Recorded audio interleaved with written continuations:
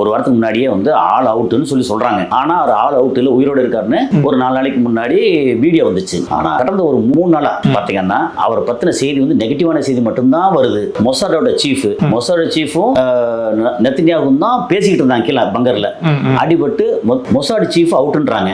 அப்ப இவரும் வந்து அவுட்டா இருக்க வாய்ப்பு இருக்குன்றாங்க. உயிரோட இருக்கிறதுக்கான வாய்ப்பு குறைவா இருக்கு.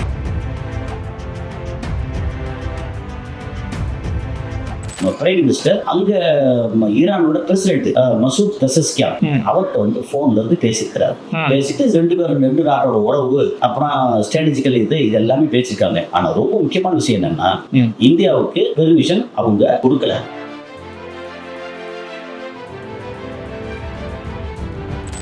ட்ரம்ப் வந்து என்ன சொல்லியிருக்காரு அப்படின்னா, ஏதோ ஒரு வகையில் முஸ்தபா கமீனி வந்து தப்பிச்சிட்டாரு அப்படின்னு அவரே சொல்லியிருக்கிறார். அப்போ என்ன அர்த்தம்னா, முஸ்தபா கமீனி உயிரோடு இருக்கிறாரு. காயம் பட்டிருக்கலாம், ஆனால் உயிரோடு இருக்காரு. அப்புறம் நிறைய இப்போ வரைக்கும் வந்து பப்ளிக் அப்பியரன்ஸ் கொடுக்கல இன்னும். இந்த அப்போ அவர் வந்து உயிரோடு இருக்கார். ஆனால் எவ்வளோ காயம்பட்டிருக்கும், கோமால இருக்காருன்னா அதெல்லாம் தெரியாது. இருக்கிறாரு, ஆனால் உயிரோடு இருக்காருன்னு சொல்லி அதை நம்ம சொல்லலை, ஈரான் சொல்லலை, யாரும் சொல்லலை, அமெரிக்காவில் இருக்க ட்ரம்ப்பே சொல்லியிருக்காரு.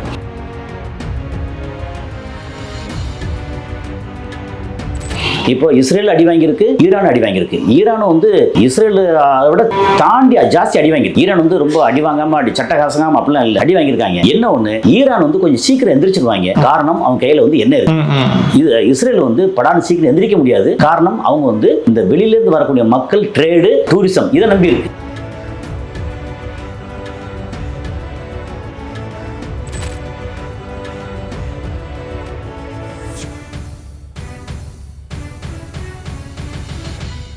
சம்மர் வந்தாச்சு. What's your plan for this holiday? எங்க கிட்ட விட்டுருங்க, நாங்க பாத்துக்கிறோம். VGD holidays. GT Holidays, South India's #1 travel brand. Sir வணக்கம் சார். வணக்கம். எப்படி சார் இருக்கீங்க? நல்லா இருக்குங்க. Super sir. உலக நாடுகளிலே அச்சுறுத்தல் ஈரான், இஸ்ரேல், அமெரிக்கா போர் தான் சார். ஒரு பக்கம் வந்து அமெரிக்கா வந்து நாங்கள் வந்து ஈரான் வந்து ஆல்மோஸ்ட் வந்து முடிச்சிட்டோம் வந்து சொல்லிட்டு இருக்காங்க. ஈரானும் அவங்களுடைய பங்குகளுக்கு வந்து சில கோரிக்கைகள் வந்து முன் வச்சுட்டு இருக்காங்க. இப்போ இந்த மிடில் ஈஸ்ட்லேருந்து அமெரிக்கா படைகள்லாம் வெளியேறணும் வந்து சொல்லியிருக்காங்க. எங்களுடைய நாட்டுக்கு வந்து நஷ்டீடு வந்து கொடுக்கணும் வந்து சொல்லியிருக்காங்க.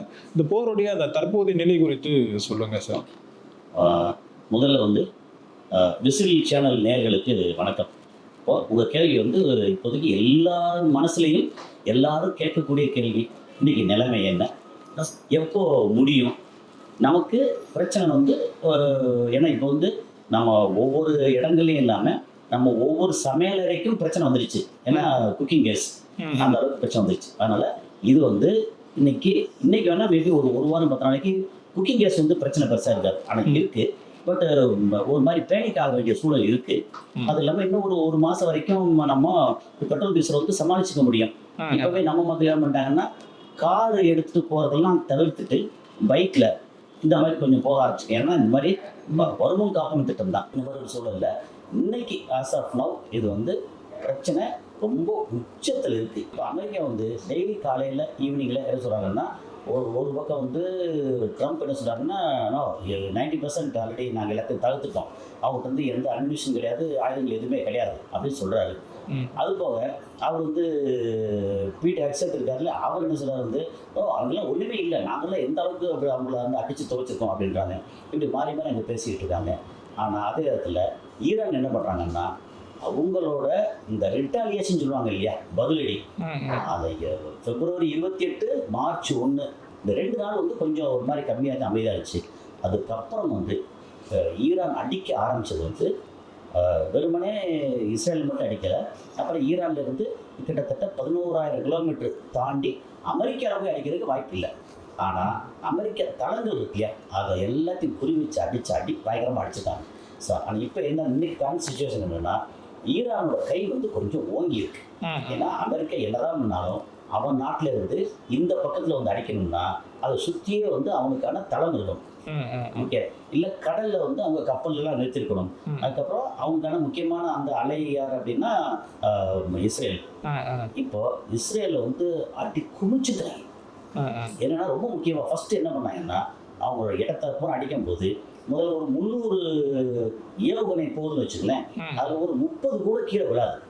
எல்லாத்தையும் வந்து இடையிலேயே வானொலியிலே வந்து தாக்கி அழிச்சிட்டாங்க. அவங்க கையில் அந்த அளவுக்கு ஒரு பவர்ஃபுல் அயன் டோம் சொல்லக்கூடிய ஏர் டிஃபென்ஸ் சிஸ்டம் இஸ்ரேலில் இருக்குது. அப்புறம் அமெரிக்காவில் இருக்குது. அமெரிக்காவோடது எல்லாமே இங்கே நம்பர் 1 பிக்கஸ்ட் தளம் எடுத்திங்கன்னா அது வந்து கத்தாரில் இருக்குது. அது வந்து இது ஏர்பேஸு.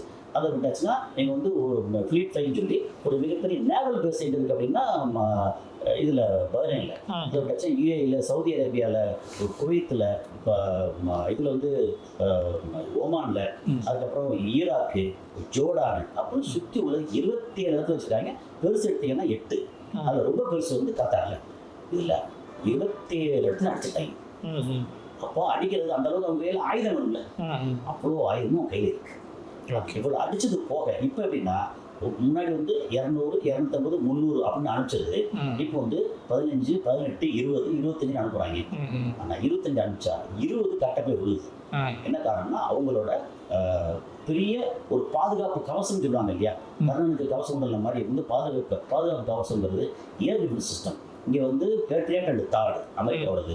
அங்கே எடுத்தீங்கன்னா நீங்கள் David sling and arrow 3 iron dome இது எல்லாமே எல்லாத்தோடைய பேட்டரி அவங்களோட ரேடார் சிஸ்டம் எல்லாத்தையும் தாக்கியிருக்காங்க. தாக்கினதுக்கப்புறமும் டெல் அவிவ்ல பயங்கர அடி, ஹைஃபா துறைமுகத்தில் பெரிய அடி.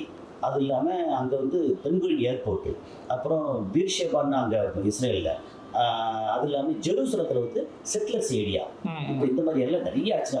அங்கே வந்து வெள்ளை பாஸ்பரஸ் குண்டை வந்து ஈரான் மேலே போட்டிருக்காங்க. ஈரான் வந்து அடி பயங்கரமாக வாங்கியிருக்கு.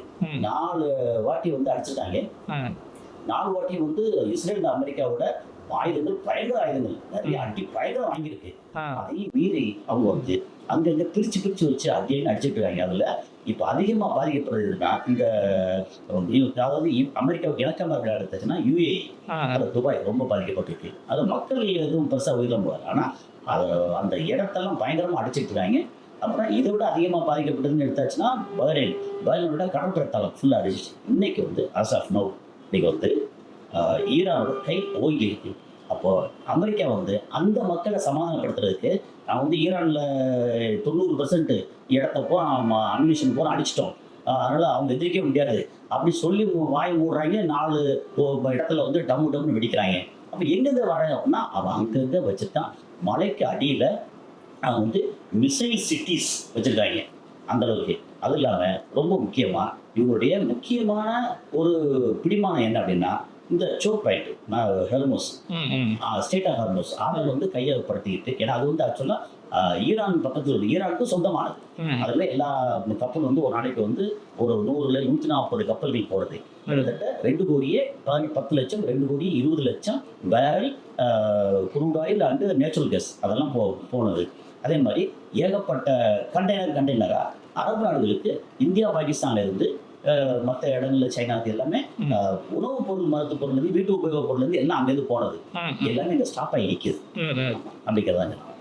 ஆக்சுவலாக அந்த ஸ்டேட் ஆஃப் ஹார்மஸ் இருக்குல்ல சார், அதில் வந்து ஒரு இந்திய கப்பல் வந்தது. அதை வந்து ஈரான் வந்து தாக்குறாங்கன்னு சொல்லிட்டு ஒரு செய்தி வந்து போயிட்டுருக்கு. அது மட்டும் இல்லாமல் இந்தியாவுக்கு வந்து இந்த ஸ்பெஷல் பர்மிஷன் வந்து கொடுத்துருக்காங்க, இந்திய கப்பல்கள்லாம் அந்த வழியாக வரலான்னு சொல்லிட்டு. ஆக்சுவலாக இதில் என்ன நிலைப்பாடு சார்? ரொம்ப சிம்பிள். ஏன்னா இதை வந்து நம்ம எல்லாத்தையும் சொல்கிறதான் எப்படின்னா இந்தியாவுக்கு வர வேண்டிய, அதாவது யுஏயில் இருக்கக்கூடிய காலிங் போர்ட்லேருந்து குஜராத் இந்தியாவில் இருக்கக்கூடிய கால்தியா போர்ட், அதுக்கு வரக்கூடிய தாய்லாந்து கப்பல், அந்த கப்பல் ஹார்மோஸில் வச்சு 2 நாளைக்கு முன்னாடி 3 அடிச்சாங்க. ஓகே, ஏன்னா பெர்மிஷன் இல்லை. சரி, அதை அடிச்சதுக்கப்புறம் மும்பை துறைமுகத்துக்கு ஒரு அழகாக ஜம்முன்னு ஒரு எண்ணெய் கப்பல் வந்து சேர்ந்துருக்கு.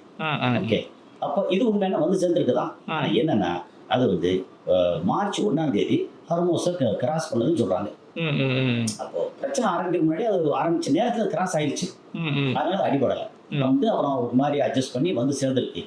ஆனால் இப்போ வரைக்கும், இப்போ நான் பேசிகிட்டு இருக்கு, இப்போ வரைக்கும் இந்தியாவுக்கு பெர்மிஷன் அவங்க கொடுக்கல. இப்போ வரைக்கும் நம்ம பிரைம் மினிஸ்டர் அங்கே ஈரானோட பிரசிடென்ட் மசூத் பெசஸ்கியான் அவர்கிட்ட வந்து ஃபோன்ல இருந்து பேசியிருக்கிறார். பேசிட்டு 2 நாட்டோட உறவு, அப்புறம் ஸ்ட்ராட்டஜிக்கல் இது எல்லாமே பேசியிருக்காங்க. ஆனால் ரொம்ப முக்கியமான விஷயம் என்னன்னா, இவர் மசூத் பெசஸ்கியான் அவர் ஏதாவது ஒன்று பேசுகிறாரு, அவரோட வாய்ஸ் வந்து அங்கே வந்து ரொம்ப பெருசாக ஈடுபடலை. அதில் இதுக்கு முன்னாடி ஒரு பேசாதா இருக்கட்டும், திடீர்னு வந்து எந்த மக்கள்கிட்ட வந்து மன்னிப்பு கேட்டதா இருக்கட்டும், அதெல்லாம் எடுபடலை. அவர் மன்னிப்பு கேட்டாரு, திரும்ப அதை வாபஸ் வாங்க, அதெல்லாம் நடந்துச்சு. ஆனால் இப்போ மசூத் பெசஸ்கியான்ங்கிறது அஃபீஷியலாக அவர் பிரசிடென்ட், அவர் ஒரு அதிபர். ஆனால் அதுக்கும் மேலே இருக்கிறவர் வந்து முஜ்தபா கமேனிக்கு அவர் தான் சுப்ரீம் லீடர். அப்புறம் சுப்ரீம் லீடருக்கு அடுத்த இடத்துல அங்கே வந்து அட்வைசரா, செக்யூரிட்டி அட்வைசரா இருக்கிற அலி லாரிஜானி, அவர் வந்து பயங்கர பவர்ஃபுல். அதுக்கப்புறம் வெளியுறவு கொள்கை அமைச்சர் ஒருத்தர் இருக்கிறாரு, அப்பாஸ் அராக்சி அப்படின்னு. இதுல வந்து என்னன்னா Mustafa Khamenei, Ali Larijani, Abbas Araghchi, Masoud Pezeshkian, okay, இவங்க வந்து அரசியல் ரீதியா இவங்க டாப்ல இருக்காங்க. இந்த டாப்ல வந்து மசூத் பெசஸ்கியானுக்கு வந்து எந்த அளவுக்கு பவர் இருக்குன்னு தெரியல. ஆனா அவர் தான் வந்து பேச்சுவார்த்தைக்கு அவர் தான் போகணும் வரணும். வெளியுறவு கொள்கிற பேச்சுவார்த்தைக்கு வந்து அப்பாஸ் அராக்சிங்கிற வெளியுறவுத்துறை அமைச்சர் அவர்கிட்ட பேசியிருந்தா ஒரு பக்கம் நடக்கும். இவர்கிட்ட பிரசிடென்ட் பேசியிருக்காங்க. அது இல்லாம போர் அப்படின்னு வரும்போது அவங்க வந்து என்ன பண்ணாங்கன்னா ஐஆர்ஜிசியை ஒரு 31 டிஸ்ட்ரிக்டா பிரிச்சு அவங்களுக்கு வந்து ஆயுதங்கள், வசதிகள், டார்கெட் அப்படி எல்லாம் கொடுத்தாங்க. அவங்க இஷ்டத்துக்கு அடிச்சுக்கிட்டு இருக்காங்க, அவங்களை கடன் பண்ண முடியாது. சார், இப்போ அந்த முஸ்தபா கமேனி வந்து உயிரோட வந்து இல்லை, அவர் வந்து கோமால இருக்காரு அப்படின்ற மாதிரி வந்து ஒரு தகவல் வந்துட்டு இருக்கு. ஆமா, அது உண்மைதானா சார், இல்லை உயிரோட இருக்காரா அவரு? இது எப்படின்னா, இப்போ நம்ம பேசுறது எல்லாமே செய்திகளாக தகவலாக வர்றது. பொதுவாக என்ன செய்வாங்கன்னா, ஒரு நாட்டில் திடீர்னு ஒரு 10 நாளைக்கு முன்னாடியே இல்லை ஒரு வாரத்துக்கு முன்னாடி நெத்தன்யாகு அவுட்டு அப்படின்னு சொல்லி ஐஆர்ஜிசி சொன்னாங்க. இப்போ நமக்கு என்ன தெரியும், ஐஆர்ஜிசி அந்த தகவலை வெளியே சொல்கிறோம். இல்லை அவர் வந்தார், இல்லை அவர் வந்து வெளியில் நடந்து வர்றது பேசுகிறது எல்லாத்தையும் காமிச்சாங்க. இப்போ இவர் வந்து முஸ்தபா கமேனி அந்த இதில் இவங்களும் அடிச்சிருக்காங்க, பயங்கர அடி. அதில் முஸ்தபா கமேனி வந்து அடித்து கோமலைக்கு போயிட்டாரு, இல்லை ஆள் அவுட் ஆகிட்டாருன்னு சொல்லிட்டாங்க. ட்ரம்ப் வந்து என்ன சொல்லியிருக்காரு அப்படின்னா, ஏதோ ஒரு வகையில் முஸ்தபா கமேனி வந்து தப்பிச்சிட்டாரு அப்படின்னு அவரே சொல்லியிருக்கிறார். அப்ப என்ன அர்த்தம்னா, முஸ்தபா கமேனி உயிரோடு இருக்கிறாரு. காயம்பட்டிருக்குமானா கண்டிப்பா காயம்பட்டிருக்கும். ஏன்னா அந்த வார் புரோன் ஏரியா எல்லாம் அடிச்சுக்கிட்டு இருக்காங்க. அது அவருக்கு மட்டும் சொகுசா வந்து தப்பிக்கிறதுக்கு ஒண்ணு இருக்காது. அண்டர் கிரவுண்ட்ல இருந்தா கூட அதுவும் பங்கர் பஸ் வரைக்கும் போடுறாங்களே, அதனால வந்து காயம்பட்டிருக்கலாம், ஆனா உயிரோடு இருக்காரு. அப்புறம் நிறைய இப்போ வரைக்கும் வந்து பப்ளிக் அப்பியரன்ஸ் கொடுக்கல. இன்னும் இந்த பிரச்சனைலாம் முடிஞ்சு சரியானுங்கிறதுக்காக வெயிட் பண்றாங்க. பப்ளிக் அப்பியரன்ஸ் கொடுக்குறாங்க அப்படின்னா அவரோட வேற போர்ட்ஸ் தெரிஞ்சிடும். அப்ப எதிரிகள் இருக்காங்கல்ல, உள்ளுக்குள்ள இருக்கிற துரோகிகள் இருக்காங்கல்ல, எல்லாம் சேர்ந்து ஒரு போட்டு தட்டான பிரச்சனை வந்துருக்கிறதுக்காக அதனால இப்போதைக்கு பப்ளிக் அப்பியரன்ஸ் கொடுக்காம இருக்கிறாரு. ஆனா உயிரோடு இருக்காருன்னு சொல்லி அதை நம்ம சொல்லல, ஈரான் சொல்லல, யாரும் சொல்லல, அமெரிக்காவில் இருக்க ட்ரம்பே சொல்லியிருக்காரு. அப்போ அவர் வந்து உயிரோடு இருக்காரு. ஆனா எவ்வளவு காயப்பட்டிருக்கும், கோமால இருக்காருன்னா அதெல்லாம் தெரியாது. கோமால இருந்தா அவர் வந்து இன்ஸ்ட்ரக்ஷனை கொடுக்க முடியாது. ஸோ இருக்காரு, அது மட்டும் தெரியுது. புரியுது சார். ஆக்சுவலாக முஸ்தபா கமேனி வந்து நிறைய டிமாண்ட்ஸ் வந்து அமெரிக்கா கிட்ட வந்து விற்கிறார் வந்து சொல்றாங்க. ஆக்சுவலாக அது என்னென்ன டிமாண்ட்ஸ்னு வந்து சொல்ல முடியும்? ரொம்ப அவர் சொல்றது முக்கியமான 3 டிமாண்ட். முக்கியமான டிமாண்ட் மசூத் பெசஸ்கியான் டிமாண்ட் பண்ணார். அது இல்லாமல் இவர் சொல்றது ஒரு முக்கியமான டிமாண்ட் என்னன்னா, அவர் வந்து 47 வருஷமா ஈரான் மேல பொருளாதார தடை வச்சிருக்காங்க, அந்த தடையை நீக்கம். நம்பர் 1. நம்பர் 2 வந்து அந்த 27 இடம் இதெல்லாம் வந்து அமெரிக்காவோட ஆக்கிரமிப்பு இருக்குல்ல, பூரா வந்து க்ளோஸ் பண்ணிட்டு அமெரிக்கா வெளியே போகணும் மிடில் ஈஸ்ட்ல. நீங்க வேற நாடுகள்ல அப்படி பார்த்தா அமெரிக்காவோட தளங்கள் எத்தனை தளங்கள் இருக்குன்னு ஆச்சரியப்படுவீங்க. 800 இடங்கள்ல தளங்கள் இருக்கு. நாடே வந்து 200 கீழே தான், ஆனா 800 இடங்கள்ல தளம் அவ்வளவு பெருசு சிறுசுமா அதில் வச்சிருக்காங்க. ஸோ இங்க இருந்து ஒரு 27 தளங்கள், அது முக்கியமா வந்து 8 தளங்கள் அங்க இருந்து காலி பண்ணிட்டு போயிடணும். அந்த தளங்கள் வந்து இனிமே அந்தந்த நாடுக்கான தளமா இருக்குமே ஒழிய அமெரிக்க தளமா இருக்கக்கூடாது. அது இல்லாம இது வரைக்கும் நீங்க அடிச்சிருக்க அடிக்க வந்து எங்களுக்கு வந்து ஒரு ட்ரில்லியன் US டாலர், ஒரு 1000 billion US dollar, $1 trillion US dollar, அந்த அளவுக்கு வந்து நீங்க கொடுக்கணும் அப்படின்னு சொல்லியிருக்காங்க. ஒரு ட்ரில்லியன் எடுத்தாச்சுன்னா ஒரு 90 லட்சம் கோடியா அந்த கன்வெர்ஷன் வரும். அந்த அளவுக்கு நஷ்டீடு கொடுக்கணும். ஆனா இவங்க நஷ்டீடு கொடுக்கணும்னு கேட்கறாங்கல்ல, அப்படி கேட்கும்போது இவங்க அடிச்சாங்கல்ல, டெல் அவிவ் எல்லாம் வந்து சிதைச்சிருக்காங்க. இந்த நஷ்டீடு வந்து இவங்க ஈரானை அடிச்சதுக்காக கேட்கறாங்களா அல்லது காசால அடிச்சாங்கல்ல அதுக்காக கேட்கறாங்களா தெரியாது. ஏன்னா அது வந்து இன்னும் கிளியரா இல்லை. காசாவுக்கு அடிச்சதுக்கெல்லாம் $1 ட்ரில்லியன் பத்தாது. காசா அந்த அளவுக்கு அடிச்சிருக்காங்க. அப்புறம் கிட்டத்தட்ட இன்னொரு காசாவா டெல் அவிவ் இவங்க அடிச்சிருக்காங்க. அது இல்லாம UAE-ல, சவுதி ஆயில் கம்பெனி ராஸ்தனூரெல்லாம் அடிச்சிருக்காங்க. ஒரு போர்ஷன் ஏதோ கொஞ்சம் நல்லா எரிஞ்சிருச்சு அந்த மாதிரி எல்லாம் சொல்றாங்க. அதுக்கப்புறம் இவங்க கடற்படை தளம், கப்பல் தளம் இருக்கு இல்லையா, அதை வந்து அடிச்சு பிரிச்சிருக்காங்க. அப்படி பார்த்தா இவங்களோட இழப்புமே பல ட்ரில்லியன் வரும். ஏன்னா மொத்தம் இந்த ஏரியாவுக்கு வந்து அவங்க செலவு பண்ணது ஒரு $7 ட்ரில்லியன் மேல செலவு பண்ணதா சொல்றாங்க. அப்போ கிட்டத்தட்ட ஒரு 650 லட்சம் கோடி அதுக்கு மேல செலவு பண்ணதா சொல்றாங்க. ஆனா $1 ட்ரில்லியன் நஷ்டஈடு அப்படிங்கறத ஒத்துக்குவாங்கன்னு தெரியல.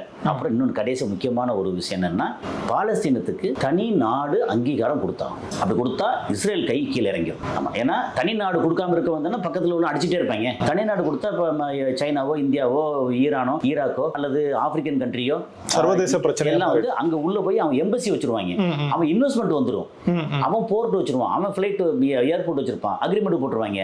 அங்க போய் நான் காசால அடிக்க போறேன் அப்படின்னா இப்போ ஒரு சைனாக்காரன் வந்து 20 லட்சம் கோடியை வந்து செலவு பண்ணியிருக்கான் அப்படின்னா அந்த இடத்த அடிச்சா என்னோட இது எப்படி அடிக்க போச்சு அப்படின்னா சைனாக்காரன் சண்டைக்கு வருவான். அப்ப என்ன ஆகும், அந்த ரீஜன்ல இஸ்ரேலோட கை இறங்கிடும். அவன் கை இறங்கிச்சா மொத்தத்துக்கு அந்த ரீஜன்ல அவங்க ஆட்டம் பழிக்கலைன்னா ஆட்டோமேட்டிக்கா இந்த எண்ணெய் வர்த்தகம் இருக்குல்ல, அதுதான் மெயின். இந்த எண்ணெய் வர்த்தகம் அத்தனையும் அவங்கவுங்க நாட்டு கரன்சியில் போயிடும். அப்போ டாலர்ல விநியோகம் நடக்காது. டாலர்ல விநியோகம் நடக்கலை அப்படின்னா அமெரிக்காவோட பொருளாதாரம் சல்லுன்னு கீழே இறங்குது. ஏற்கனவே கடன்ல இருக்காங்க. ஆனால் இப்போ மேனேஜ் பண்றது எப்படின்னா கரன்சி, அந்த கரன்சி அது இல்லாமல் இவங்களோட ஏர் டிஃபென்ஸ் சிஸ்டமாக இருக்கட்டும், இல்லை அட்டாக் பண்ணுறதா இருக்கட்டும், F-35 மாதிரி ஃபைட்டர் ஜெட்டாக இருக்கட்டும், இந்த மாதிரி ஆயுத விற்பனையில் தான் ரொம்ப பெரிய ஆள். இதுக்கப்புறம் ஆயுத விற்பனையும் குறைஞ்சிரும். ஏன்னா இப்போ நிறைய விஷயங்கள் வந்து ஈரான் வந்து சாதிச்சிட்டாங்களே, இவங்கெல்லாம் அடிச்சு தூக்கிட்டாங்களே. ஒரு மூணு F-35 விமானத்தை அடிச்சிருக்காங்க. KC-135 சொல்லி இந்த B-2 பாம்பர்ஸ் சொல்லி மேலே வந்து இந்த பங்கர் பஸ் குண்டு போடும் இல்லையா, அதுக்கு வானத்தில் வச்சு இது கொடுக்கும், எரிபொருள் கொடுக்கும். அந்த எரிபொருள் கொடுக்கக்கூடிய ஃப்ளைட்டு KC-135 அந்த ஃப்ளைட் அடிச்சிருக்காங்க. அப்படி எல்லாத்தையும் அடிச்சாங்கன்னா அப்புறம் உங்களுக்கு வந்து உங்கள் இதுக்கே பாதுகாப்பு இல்லை, நீங்கள் எங்களுக்கு எப்படி பாதுகாப்பு கொடுப்பீங்க அப்படின்ற மாதிரி வந்து அவங்களுக்கு பெரிய நஷ்டமாகும். புரியுது சார். இப்போ ஆக்சுவலாக வந்து ட்ரம்ப்புக்கு முன்னாடி வந்து ஒரு 3 பாயிண்ட் தான் இருக்கு. ஒன்று வந்து அவங்க வந்து பின்வாங்கணும் இந்த போர்ல இருந்து, இல்லைன்னா இவங்க வந்து தரைவழி தாக்குதலை வந்து தொடரணும். அப்படி இல்லாத பட்சத்தில் வந்து அந்த நியூக்ளியர் பாம்பை வந்து ஈரான் மேலே போடணும். ஆக்சுவலாக இந்த 3மே வந்து சாத்தியம் இல்லைன்னு வந்து சொல்கிறாங்க. ஏன் சாத்தியம் இல்லை? அதாவது 2 இது சாத்தியம் இல்லை. ஓகே. ஒன்று சமாதானத்துக்கு சாத்தியம் இருக்கு. ஓகே. இப்போ ஆல்ரெடி இப்போ நம்ம சமாதானம் ஆனாலுமே வந்து அது அமெரிக்காவுக்கு வந்து ஒரு பின்வாங்குதலாக தான் சார். பெரிய பின்வாங்குது, கொஞ்சம் நெஞ்சம் இல்லை. சமாதானத்தை ஒரு மாதிரி சொல்லி வச்சு ஒரு மாதிரி பண்ணிக்கலாம், நஷ்ட கூட பெருசாக முன்ன பண்ண எல்லாமே அட்ஜஸ்ட் பண்ணிக்கலாம். சமாதானம் ஆயிடுச்சுன்னா பெரிய அளவுக்கு வந்து பிரச்சனை தரும். ஆனாலும் ஒரு மாதிரி தப்பிச்சுக்குவாங்க. ஒரு மாதிரி லாங் டைமில் வந்து ஓகே உன் பாடம் நீ பார்த்துக்கோ, என் வேலையை பார்த்துக்கிட்டேன்னு தப்பிச்சுக்குவாங்க. ரெண்டாவது தரைவழி தாக்குதல் இருக்குல்ல, தரைவழி தாக்குதலில் அவங்க மட்டுமே 6 லட்சம் வீரர்கள் இருக்காங்க ஈரான்ல. IRGCல வேற ஒரு 2 லட்சத்துக்கு பேர் மேல இருக்காங்க. அது போய் எக்ஸ்ட்ரா ஆட்கள் இருக்காங்க. அது இல்லாம இவங்க ப்ராக்சிஸ் வேற நிறைய இருக்காங்க. சோ தரைவழி தாக்குதல்ல போய் இவங்களால ஜெயிக்கவே முடியாது. புரியுது சார். ஓகே. வான்வெளி தாக்குதலே பெருசா ஒன்றும் பண்ண முடியல, இவங்க போட்டு அடிக்கிறாங்க. அதே மாதிரி கப்பல் சைட்ல கப்பலே தள்ளி போய் நிக்குது பயந்து போய். அதனால இவங்க வந்து தாக்கி இவங்களை அடிச்சு ஒன்றும் பண்ண முடியாது. ஒன்றும் சமாதானம், அதுக்கு ஒரு வாய்ப்பு இருக்கு. அப்படி இல்லைன்னா இவங்க வந்து அணு ஆயுதத்தை வந்து பயன்படுத்துறாங்க. அணு ஆயுதத்தை பயன்படுத்தினா ஒரு 2 குண்டு 3 குண்டு போட்டாலே போதும், மேஜர் ஏரியா பூரா வந்து பஸ்பமாயிரும். ஒரு 100-200 வருஷத்துக்கு வந்து புல்லு பூண்டு முளைக்காதுன்ற சூழல் இருக்கு. அணு ஆயுதம் வந்து அமெரிக்காவில் ரொம்ப ஸ்ட்ராங்கா இருக்கு. அதை கொண்டு வந்து சேர்க்கக்கூடிய ஏவுகணை வரை ஸ்ட்ராங்கா இருக்கு. போன வாரம் தான் டெஸ்ட் பண்ணாங்க மினிட்மேன் 3 அப்படின்னு. அது வந்து அப்புறம் டூம்ஸ்டே சொல்றாங்க. ஸோ இதெல்லாம் வந்து பண்ணியிருக்காங்க. ஒன்று சமாதானம் போகணும், அல்லது அணு ஆயுதம். தரைவழி தாக்குதலுக்கு வாய்ப்பே இல்லை. புரியுது சார். ஏற்கனவே வந்து இப்போ சீனாவாக இருக்கட்டும், ரஷ்யாவாக இருக்கட்டும், அமெரிக்கா வந்து ஒரு போட்டியாளராக பார்த்துட்டு இருந்த ஒரு நிலை மாறி இப்போ அமெரிக்கா வந்து சீனா ரஷ்யா கீழே ஒரு நிலைக்கு வந்து வந்துட்டாங்க சார். அது இன்னும் இந்த போர் தொடங்கினா அது இன்னும் கீழே தான் போகணும் வந்து. ஆமா, ஈரானோட கீழே போவாங்க. என்ன காரணம்? என்ன சும்மா ஒருக்கா சொல்லதான். ஆனால் என்னன்னா அமெரிக்கா வந்து பெரிய செலவாளி. ஓகே. ஈரான் வந்து ஏற்கனவே வறுமையில் இருந்தவன். ஓகே. இந்தியா பார்த்தீங்கன்னா இந்தியா வந்து மீடியமாக இருக்கு. சைனா பார்த்தீங்கன்னா அவங்க சந்தை பொருளாதாரத்தில் மேனுஃபேக்சரிங் எக்கானமி அவங்க பெரிய ப்ளஸ்ல இருக்காங்க. அப்புறம் ரஷ்யா பார்த்தீங்கன்னா சைனாவுக்கு கீழே தான் இருக்காங்க. ஏன்னா அங்கே நிறைய அடி வாங்கி அவங்க வந்து என்ன மேனுஃபேக்சர் பண்ண முடியாதது இல்லாமல் ஓகே. ஆனால் அவங்ககிட்ட ஆயில் இருக்கு. ஓகே. ஸோ இந்த மாதிரி இடத்துல நம்பர் 1 ஆயில் வந்து இப்போ உற்பத்தி ஆகிறது ஒன்று அமெரிக்கா, அடுத்த லெவலில் வந்து ரஷ்யா. சில நேரத்தில் ரஷ்யா நம்பர் 1 இருக்கு, அமெரிக்கா நம்பர் 2 இருக்கு, நம்பர் 3 வந்து சவுதி அரேபியா. அதனால இந்த இடத்துல வந்து இவங்க பெரிய கடன்காரங்க. ஏன்னா அமெரிக்கா, சைனா வந்து கடன் கொடுத்தவங்க. அப்படிங்கும்போது சைனாவோட கை ஓங்கும். ஆனா என்னன்னா இதுக்கப்புறம் அவன் வேலையை பாருங்கன்னு வரும். அவனால அமெரிக்கானால அடுத்த நாட்டில் சண்டை இழுத்து விட்டு ஆயுதத்தை விற்பனை பண்ணி அப்புறம் இந்த எல்லா விற்பனையுமே இது நம்ம ஸ்விஃப்ட் மெத்தட் இதெல்லாம் போடுவோம் இல்லையா, எல்சி லெட்டர் ஆஃப் கிரெடிட் எல்லாம் போகும்போது இங்க இருந்து நம்ம டாலர்ல போய் டாலர்ல மாற்றி அந்த நாட்டுக்கு போகும் இல்லையா, அதெல்லாம் இல்லாம அவங்கவுங்க கரன்சியில் எக்ஸ்சேஞ்ச் பண்ணிக்கிட்டாங்கன்னா அவங்களோட டாலர் வேல்யூ வந்து குறைஞ்சிச்சுன்னா அமெரிக்காவோட பொருளாதாரம் பெரிய அளவுக்கு சரிவு வரும். இப்பவே அமெரிக்கா வந்து கிட்டத்தட்ட 34 கோடி பேர் இருக்காங்க. அதில் 6 கோடி பேர் வறுமையில் இருக்காங்க. ஒருவேளை 2 வேளை சாப்பாடு கூட கிடைக்காதாலும் வறுமையில் இருக்காங்க. அப்போ வறுமை இன்னும் அதிகமாகும், விலைவாசி இன்னும் உயரும். அங்கே வந்து உள்நாட்டு கலவரம் பிரச்சனை நிறையா வரும். மற்ற அரபு நாடுகளில் வந்து கொஞ்சம் ஸ்ட்ரிக்டான ரூல்ஸ் இருக்குது. ஏதாவது ஒன்று பிடிச்சி உள்ளே போட்டு தூக்கில் போட்டு எல்லாம் பண்ணிடுவாங்க. அந்த நாட்டில் ஹியூமன் ரைட்ஸ் இது இருக்குது, நிறைய பேர் துப்பாக்கி வச்சிருக்காங்க. அதனால அமெரிக்காவோட நிலைமை வந்து எதிர்காலம் வந்து பரிதாபமாக இருக்கு. புரியுது சார். இப்போ இதெல்லாம் ஒரு பக்கம் இருக்கட்டும் சார். இப்போ இந்த இஸ்ரேலோட அந்த அதிபர் நெதன்யாஹூ என்னதான் சார் ஆனாரு? அவரை பற்றின செய்திகள் வந்து வர்றது வந்து கம்மியாக இருக்கு. முன்னாடிலாம் ஒன்றையுமே காணுமே, சும்மாவே வந்து பிரஸ் மீட்ல வந்து கொடுப்பாரு. இப்போ ஆளை காணும். என்ன ஆச்சு சார் அவருக்கு? அவரு ஒரு வாரத்துக்கு முன்னாடியே வந்து ஆல் அவுட்டுன்னு சொல்லி சொல்றாங்க. Okay okay. ஆனால் அவர் ஆல் அவுட் இல்லை, உயிரோடு இருக்காருன்னு ஒரு 4 நாளைக்கு முன்னாடி வீடியோ வந்துச்சு. அந்த வீடியோ வந்து ஏஐல வந்த வீடியோன்னு சொல்றாங்க. இது ஏஐ தானா இல்லை ஒரிஜினலா நமக்கு தெரியாது. அவங்க வந்து ஃபேக்ட் செக் எல்லாம் வந்து பெருசாக பண்ண முடியல. ஓகே.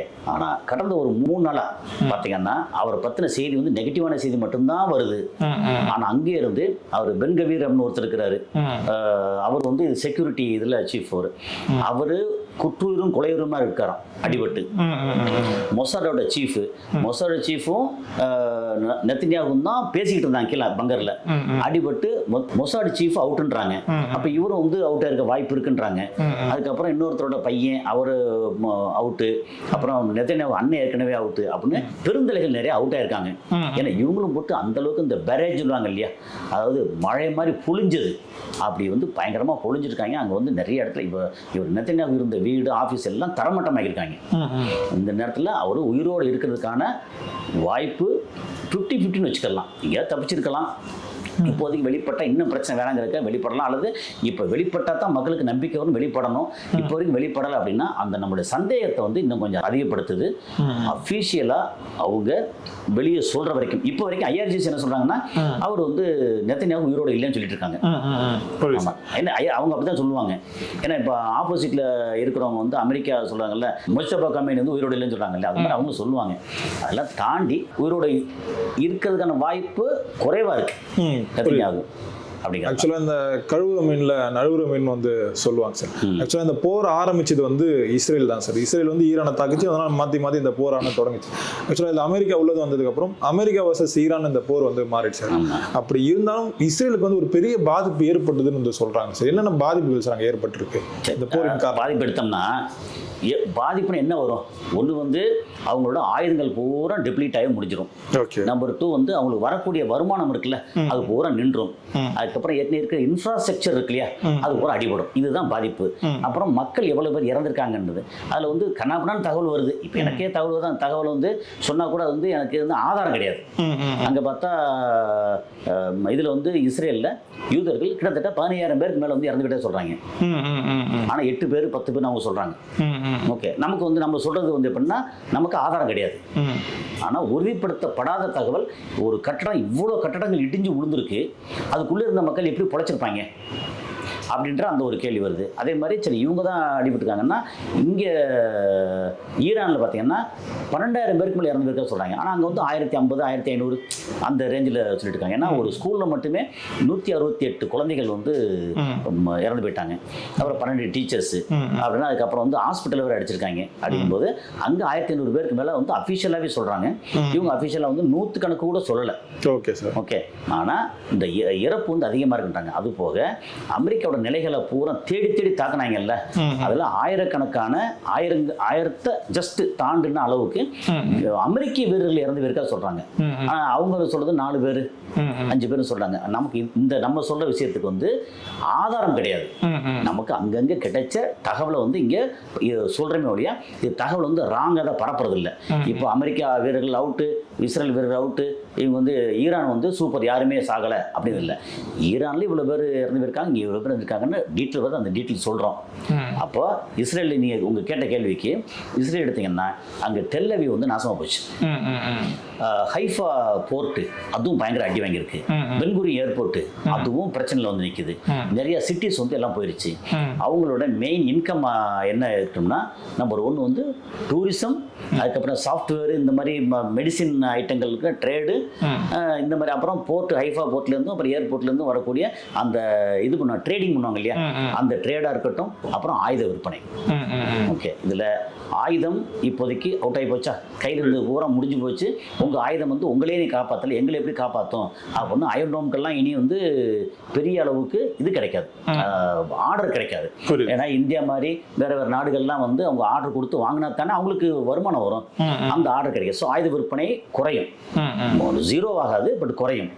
அப்புறம் நம்முடைய பேச்செல்லாம் ஒட்டு கேட்கறதுக்கு இந்த மாதிரி சாஃப்ட்வேர் இருக்குல்ல, அது வந்து இனி பெருசாக அளவுக்கு யூஸ் ஆகாது, வாங்க மாட்டாங்க. அது அப்போ அவங்களுடைய இந்த எலக்ட்ரானிக் ஐட்டம் இது இந்த மாதிரி சாஃப்ட்வேர் ஐட்டங்கள் இருக்குல்ல, அதுக்கான விற்பனை. அதெல்லாம் தாண்டி மருந்து பொருட்கள் அவங்க வந்து பெரிய அளவுக்கு வந்து வாங்கி அதை ஃபார்முலேஷன் எல்லாம் போட்டு நிறையா பண்ணக்கூடிய ஆட்கள். ஓகே, அதுவும் வந்து குறைஞ்சிருச்சு இப்போ. ஏன்னா இப்போ வந்து யாரும் இன்வெஸ்ட் பண்ண மாட்டாங்களே.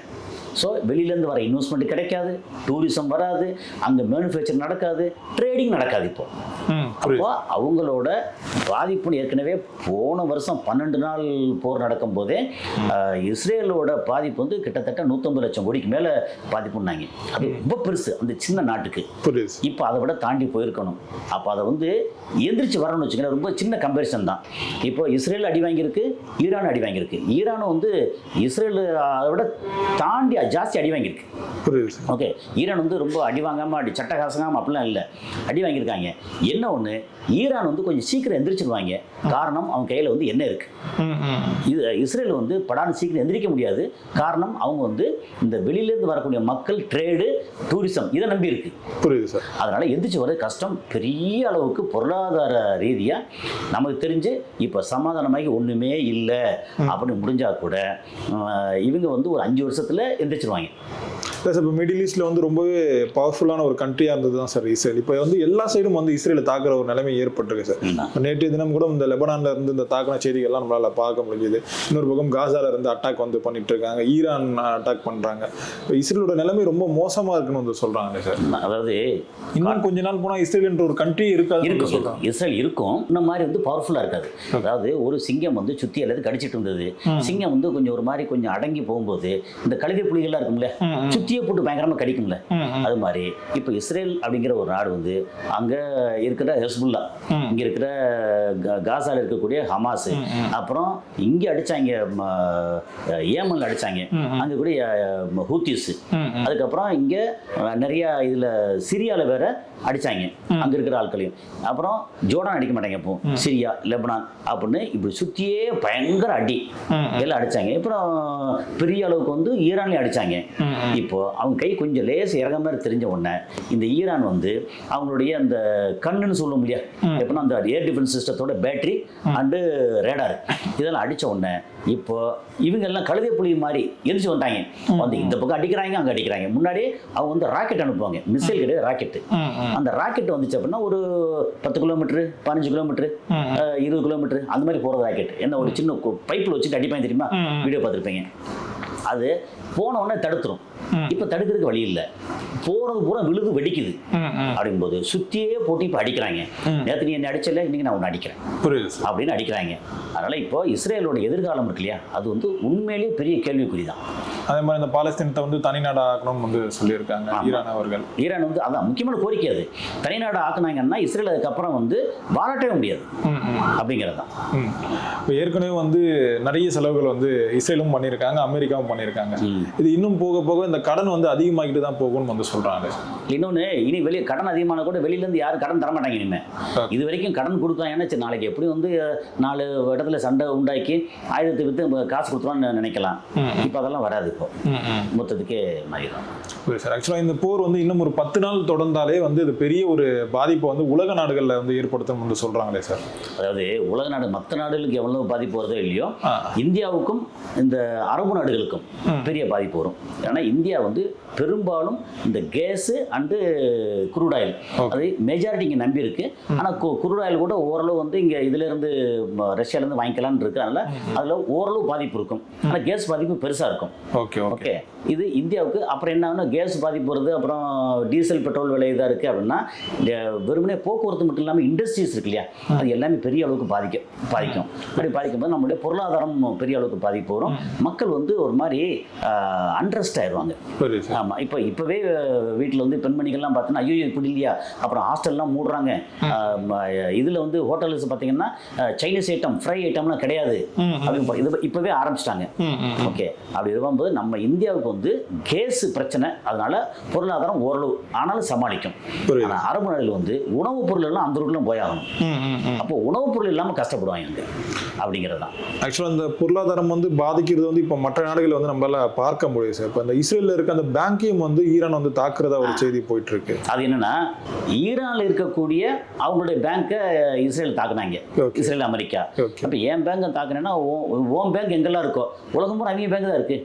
உதாரணத்துக்கு நீங்கள் வந்து சிட்டி பேங்க், HDFC இந்த மாதிரி பேங்க்லாம் இருக்கு இல்லையா, HDFC வந்து அவங்க தான் தெரியல, சிட்டி பேங்க் அவங்க தான். எல்லாம் வந்து நிறைய இது உள்ளது. அந்த அமெரிக்கா இஸ்ரேல் அவங்க சம்மந்தப்பட்டது.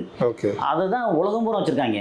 அப்போ அந்த ரீஜனில் வந்து அவங்க பேங்க் பூரா என்ன ஏற்கனவே முந்தா நைட்டு ட்வீட் கொடுத்துருந்தாங்க. எப்படின்னா இஸ்ரேல் அமெரிக்கா இந்த பேங்க் பக்கத்தில் இருக்கிற பொதுமக்கள்லாம் 1 கிலோமீட்டர் தள்ளி போயிருங்க, நாங்கள் பேங்க் பூரா அடிக்க போகிறோம் அப்படின்னு அறிவிப்பு கொடுத்தாங்க. அறிவிப்பு கொடுத்துட்டு துபாயில் வந்து அவங்களுடைய என்னது அந்த எக்கனாமிக் ஃபைனான்ஸ் இது இருக்குல்ல அதோட சென்டர் அதை அடிச்சிருக்காங்க. புரியுது சார். ஆக்சுவலாக பொறுத்திருந்து பார்ப்போம் சார் என்ன நடக்குதுன்ட்டு. எங்களோட நேரம் மிக்க ரொம்ப நன்றிகள் சார். நன்றி சார்.